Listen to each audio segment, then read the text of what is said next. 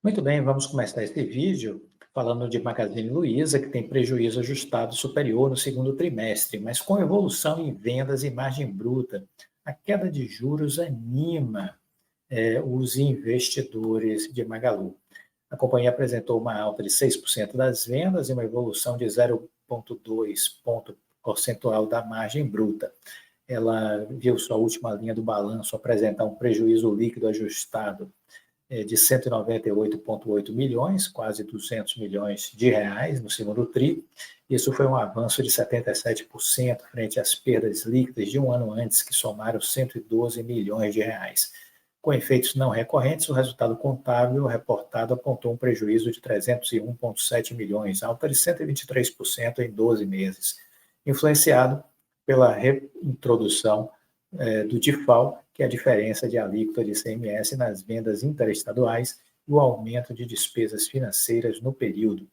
Roberto Belíssimo Rodrigues, que é diretor financeiro do Magalu, destacou que o grosso dos itens não recorrentes está ligado à consolidação do ecossistema de fintechs e de empresa de logística. Fizemos ajustes na capacidade instalada de consolidação das empresas adquiridas, disse ele.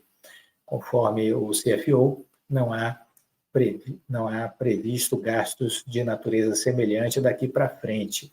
Ademais, ele destacou que essas despesas classificadas na linha do balanço de ajustes como reestruturação e integração não guardam semelhança à concorrente Via, que anunciou semana passada um plano de transformação de suas operações.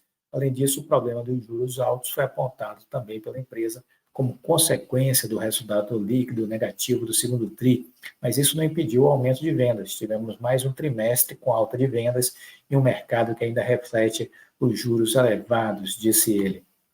A empresa espera que ao longo dos próximos trimestres, conforme a taxa Selic siga em queda, tem uma previsão aí de cair 1,5% ainda esse ano, haja alívio nas despesas financeiras líquidas ajustadas. Estimamos que para cada ponto percentual da redução da Selic, gere uma economia anual de mais de 150 milhões de reais para a empresa. Então, para cada 1%, 150 milhões de reais de economia por conta da redução aí dos juros, né? Outro fator apontado como positivo para o resultado da companhia foi a posição de caixa líquido, de acordo com o executivo, de 900 milhões de reais, obtida a partir de junho deste ano, com a renovação do acordo com a Cardiff, gerando aí 850 milhões de reais. Ao final do trimestre, o lucro antes de juros, imposto de depreciação e amortização, ajustado, somou 440 milhões, uma queda de 10,6%. Enquanto isso, o resultado financeiro líquido foi negativo em 532 milhões, representando um aumento de 7,7% ante o mesmo intervalo de 2022. Bom, tá aí, o varejo foi amplamente massacrado com a alta dos juros, dos setores mais afetados. As empresas de varejo, em geral, sofreram bastante, ainda estão sofrendo, mas enxergam um segundo semestre muito, não é pouco não, muito melhor neste ano. Então, esteja atento ao impacto da Selic nos números do segundo semestre das empresas de varejo. Você vai ver que vai mudar da água para o vinho, certo? Muito bom. Uma outra coisa que eu queria compartilhar, a Embraer garante o cumprimento de entrega de aeronaves, mesmo com atraso no recebimento de suprimentos. A fabricante diz ainda que restam cerca de 60% das entregas previstas para serem realizadas no segundo semestre. Então vejam aqui que ainda existe atrasos na cadeia de produção de algumas empresas, como é o caso da Embraer, né? A fabricante de aeronaves brasileira, a Embraer, descartou fazer alterações em sua projeção de entrega de aeronaves. As metas a serem cumpridas até o fim do ano seguem desafiadoras. No primeiro semestre foram entregues 24 aeronaves do segmento comercial.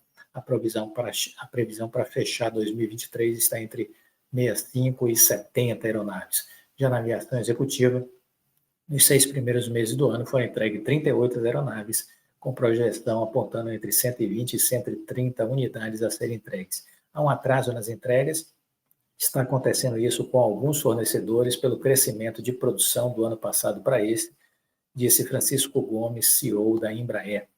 Analistas e comentando a apresentação dos resultados do segundo TRI. Com o crescimento de produção, ainda não estamos tendo a entrega de tudo nos prazos adequados, há um atraso nessa produção, mas esse atraso não deve impactar nas entregas deste ano, garantiu ele. A empresa informou que os atrasos na cadeia de suprimentos se estendem também ao segmento de defesa. Nós esperávamos ter alguns fornecimentos no segundo TRI, que acabaram sendo postergados para o terceiro e quarto trimestre. Antônio Garcia, o CFO da Embraer, afirmou na apresentação de resultados que, por conta da restrição na cadeia de suprimentos, a empresa tem sido mais cautelosa. A gente teria carteira até para fornecer mais, mas fizemos uma projeção nesse ano pensando nas restrições da cadeia de suprimentos. Se isso melhorar, a gente está preparando 60% das entregas do ano no segundo TRI e principalmente no quarto TRI, já calibrando para o ano que vem uma produção maior. Teremos um primeiro TRI de 24 mais forte do que se viu este ano, completou o CFO Antônio Garcia. Então está aí, a Embraer ainda lidando com as restrições das cadeias de produção, né? Fruto ainda daqueles desequilíbrios causados pela pandemia em 2020, que se arrastaram até 2022, né? Que se arrastaram até 2022. Mas o mundo vai voltando à sua normalidade, o mundo vai voltando às suas condições de temperatura e pressão normais, isso é certo, viu? A gente vai melhorando a cada dia, essa ideia que a gente tem. E o que nos faz acreditar nisso, né?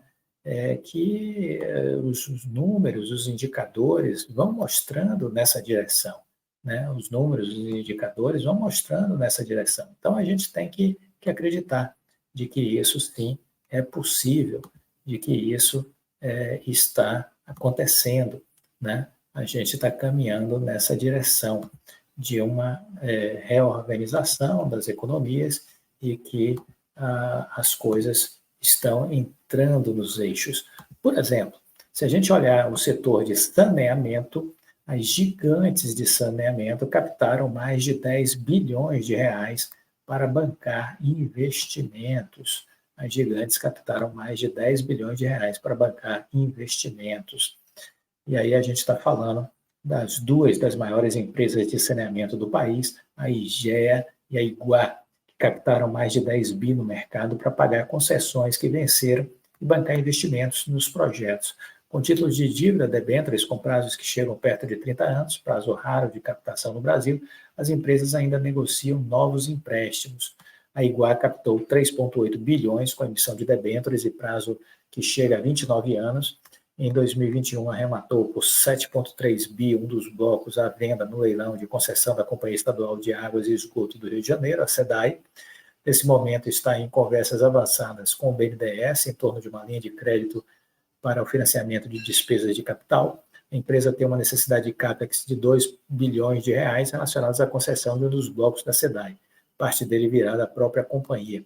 A IGEA, que no mês passado arrematou parceria público-privada de saneamento de 16 municípios da Sanepar, lá no Paraná, captou 5,54 bilhões em debêntures com prazos de 10 anos e 18 anos, por meio de suas empresas Águas do Rio. Foi a maior oferta de debêntures da infraestrutura já concluída no país, disse André Pires, diretor financeiro. A procura pelos papéis que tiveram critérios sustentáveis superou 9,6 bilhões de reais, com muitos pedidos também de pessoas físicas. O BNDES ficou com 1,9 bilhão do total. Essas captações marcam o começo de um maior ciclo de investimentos nessa área de saneamento. Então, veja que tudo isso é música para os meus ouvidos, tudo isso são boas notícias que nos mostram que dias melhores estão vindo aí pela frente, dias melhores estão vindo aí pela frente. Relatório da seleção de setembro, já divulgado. Se você não é assinante, assine urgente. Venha conhecer também nosso programa de mentoria. Fique com Deus e até a próxima. Tchau.